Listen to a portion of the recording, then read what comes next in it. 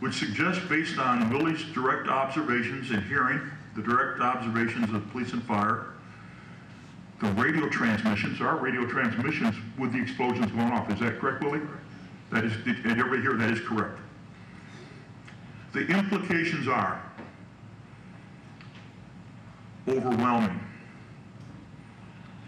Specialized explosives were placed within the World Trade Center to allow this building to come down. It's not box cutters. I want to ask a question. I remember I was a janitor. I'm a layman. I don't understand this. But I want to ask Professor Jones and Dr. Rokke. By the way, we are both professors. My question is, does this data validate my story about the explosions that I experienced in the building? Yeah, look, William, certainly these data validate that there were pre-planted explosives, and we can identify the components now, at least to some. By the way, super thermite is an explosive form of thermite. You also saw the thermite jet.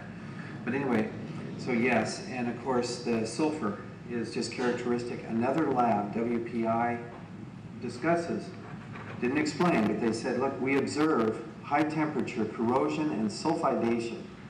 They asked the question, where did the sulfur come from? Now we have an answer. And then, of course, the seismic data confirms that there was a shock before the plane hit the tower. All of these corroborate your testimony. And I still want to see you get that Nobel Peace Prize. Oh. Yeah.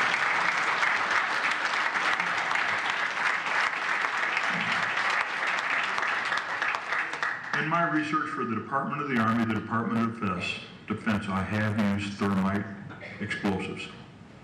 They are very specialized explosives that can be attached to structures and set off by a remote control.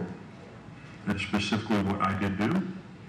Well, I didn't do it. I had the experts of the experts do it, and they will remain anonymous. So the question, ladies and gentlemen, that you're left with, based on the evidence, based on the observations, based on the knowledge, based on the data, what do you think happened? But more important, why have the leaders of our nation refused repeatedly to answer all of these questions with all the available data? So I would like to mention one last thing. People keep asking me, what can they do? And there's some good ideas out there.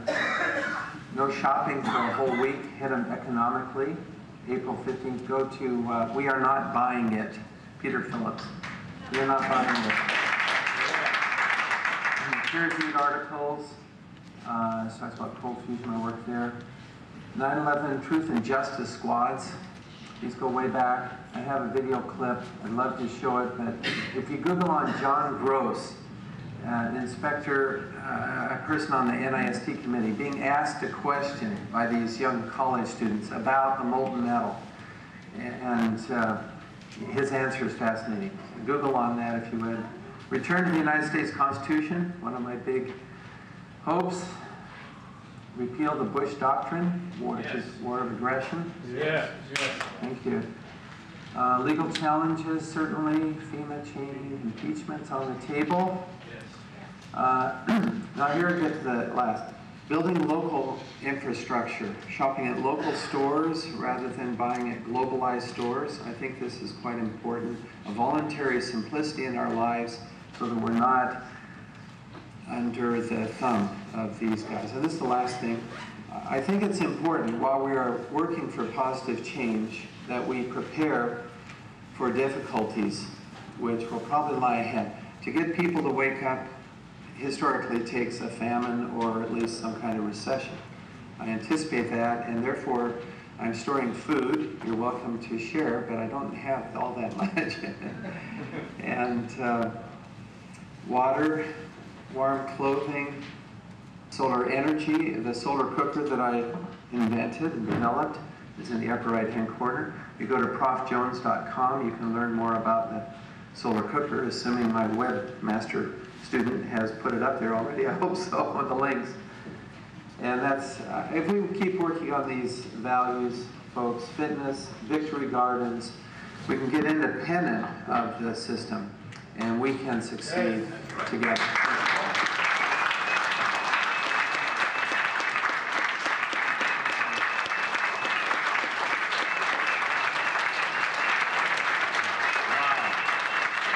But more important, why have the leaders of our nation refused repeatedly to answer all of these questions with all the available data? Taking my hat off for you. Tonight we're going to bypass and we're going to talk about serious stuff. I'm going to ask you tonight to stick with me and drink from the wine of truth. The truth is, most of America have never gotten the truth about what happened on September 11th, 2001. Those of you watching now, a decade later, that are old enough will remember waking up and no matter what channel you went, you saw pictures of Twin Towers coming down. First one, then the other, lots of dust, people running through from dust clouds. Those dust clouds weren't dust. That was concrete that had been pulverized.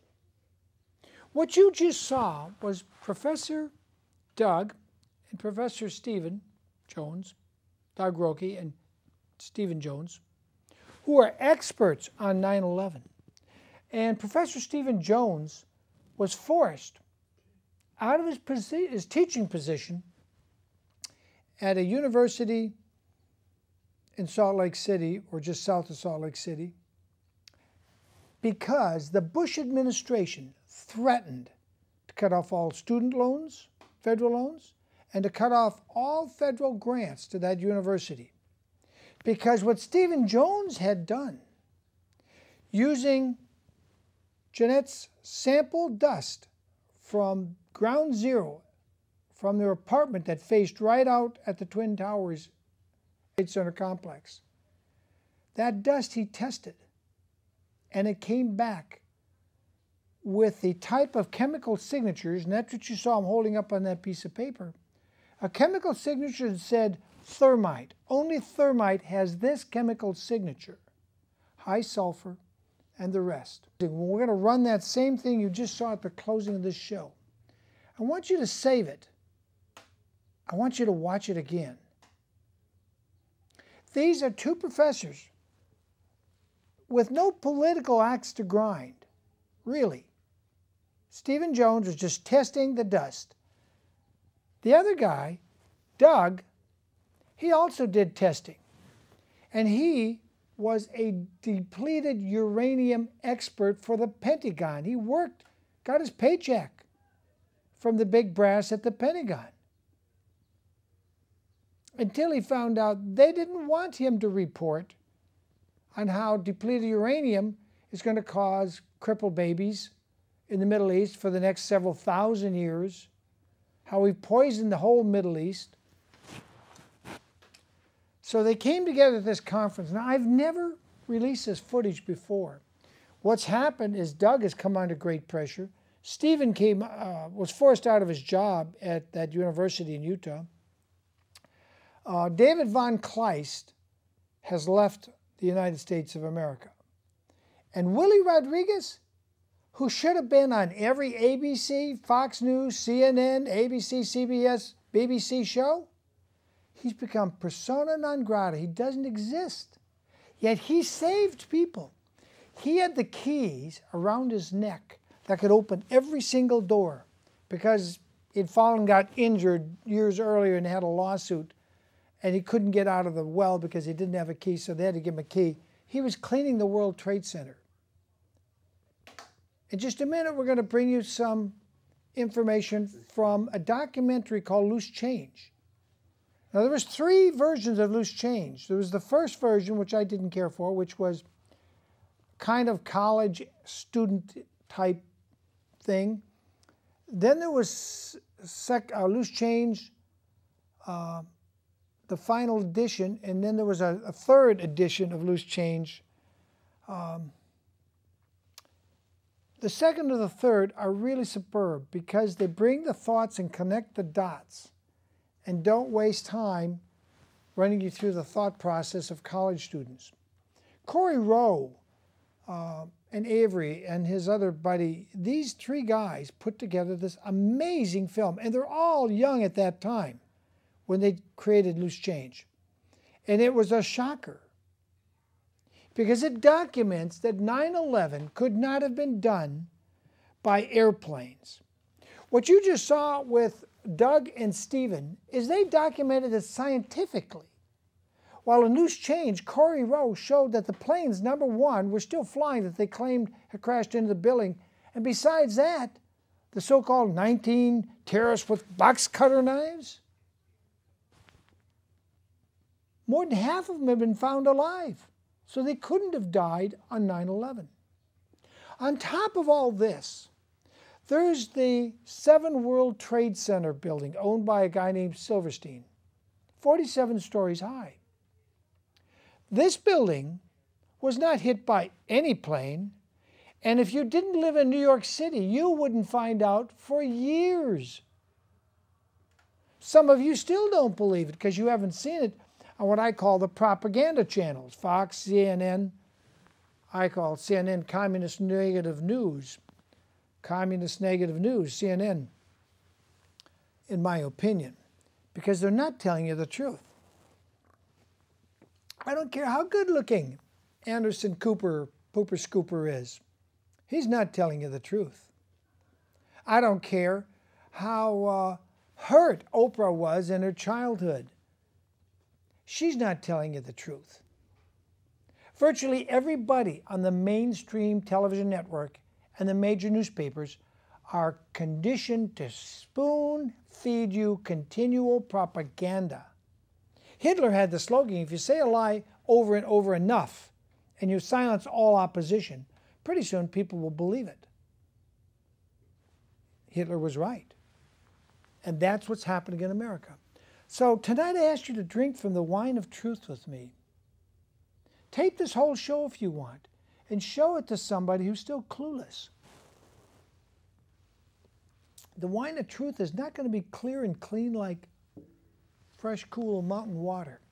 It's going to be bitter because the implications here, as Doug said, are very grave.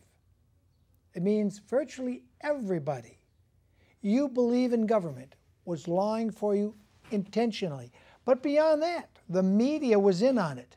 And that's why the media will continually refer to people such as myself and Barry in Canada and Richard Gage from Architects and Engineers for 9/11 Truth. They will continually try to categorize these people as conspiracy nuts or just ignore them completely. Because when you can't refute the truth, then you just have to ignore it to death. This is a bitter pill. There's this gal named Christine. She was head of FEMA. She was telling everybody the day or two after 9/11, oh, the air is fine. Everybody go back to work in downtown New York. Don't worry, the water's fine. Really? Then how come hundreds of children that went back to their school just 2 or 3 blocks from the World Trade Center, right on the port, right on the where the water dock was, where they were carrying away bargefuls of this destroyed World Trade Center 1, 2, and number 7, 3 buildings came down. Third one wasn't hit by any airplane at all. 6 hours later, it came down. And then we have that strange footage where the BBC reported Jane Jane Stanley. It was really strange. She's announcing 7 World Trade Center just collapsed 22 minutes ago. Really? You look over her left shoulder, it's still standing. Oops. There were, I suppose, fears of possible further collapses around the area. The Twin Towers of the World Trade Center.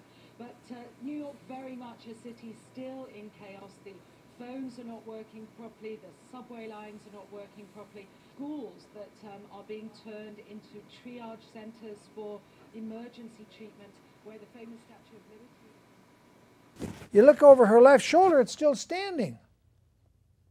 Oops!